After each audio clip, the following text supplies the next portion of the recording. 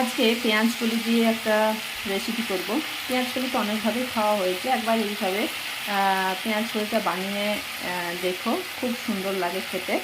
তো আজকে বানাচ্ছি পেঁয়াজ কলির চচ্চড়ি। তার জন্য প্রথমে কড়াইয়ে সর্ষের তেল দিয়ে একটু পাঁচফোড়ন দিয়ে কিছুটা ভেজে নিয়েছিলাম। ভাজার পরে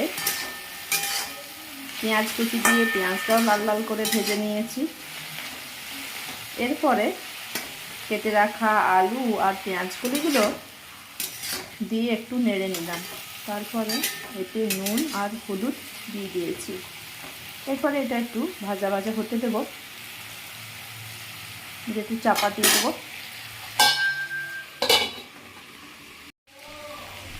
অল্প ভাজার পরে এতে কাশ্মীরি লঙ্কার গুঁড়ো দিলাম, আর এতে সর্ষেটা একটা পেস্ট করে রেখেছিলাম।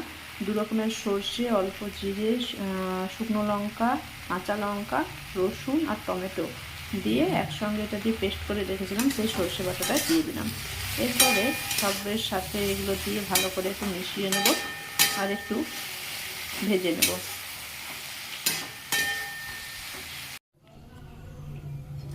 সর্ষেটা দিয়ে ভাজা হয়ে গেছে। এরপরে অল্প জল দিয়ে দিয়েছি, জল দিয়ে ভালো করে নেড়ে নিচ্ছি। নেড়ে দিয়ে এবার একটু ঢাকা দিয়ে দেবো। জলটা শুকনো হয়ে গেছে, আমার চচ্চড়িটা হয়ে গেছে। পেঁয়াজ বাটার চচ্চড়ি তৈরি হয়ে গেছে। ভিডিওটা দেখার জন্য ধন্যবাদ।